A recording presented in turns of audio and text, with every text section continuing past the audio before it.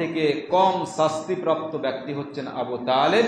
তার দুটো পায়ে দুটো আগুনের জুতো পরিয়ে দেওয়া হবে, এতে আবু তালেবের মাথার মগজটা বোক করে ফুটবে। আবু তালেব মনে করবে আমার থেকে বেশি শাস্তি কেউ পাচ্ছে না, অথচ সব থেকে কম শাস্তিপ্রাপ্ত ব্যক্তি হচ্ছেন আবু তালেব।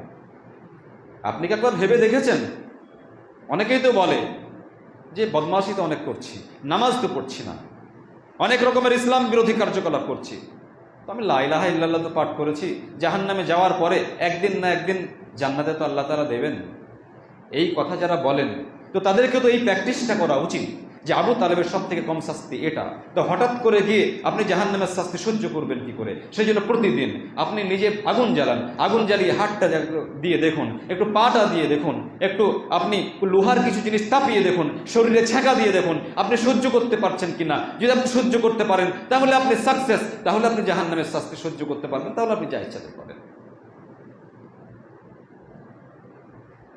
সম্মানিত উপস্থিতি, জাহান্নাম কি জিনিস এই জিনিসটা নিয়ে আমরা ভাবি না।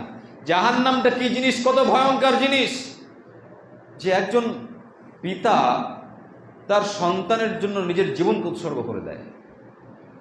অনেক এরকম ঘটনা আছে তো, যে সন্তানকে কেউ মারধর করেছে, পিতা প্রতিবাদ করতে গিয়ে পিতা বুঝতে পেরেছে যে আমি আমার সন্তানের জন্য যদি প্রতিবাদ করতে যাই, আমার সন্তানের উপরে যারা জুলুম অত্যাচার করেছে, হতে পারে যে আমার উপর আক্রমণ করবে, আমি মরে যেতে পারি, তারপরেও তারা রিস্ক নিয়ে সেখানে প্রতিবাদ করতে গিয়েছে।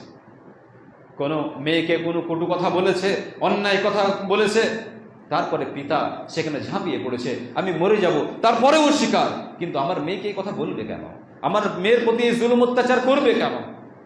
তাহলে একজন মানুষ তার ছেলে মেয়ের জন্য এত দয়া মায়া মমতা রাখে, কিন্তু কাল কিয়ামতের দিনে সেই ছেলে সেই মেয়েকে সবাই ভুলে যাবে, এবং ভুলে যাওয়ার পরে বলবে যে আল্লাহ, এই যে ভয়াবহ শাস্তি, এই শাস্তি তো সহ্য করতে পারবো না, এদেরকে সবাইকে জাহান্নামে নিক্ষেপ করে আমাকে জাহান্নামের আগুন থেকে বাঁচিয়ে নাও।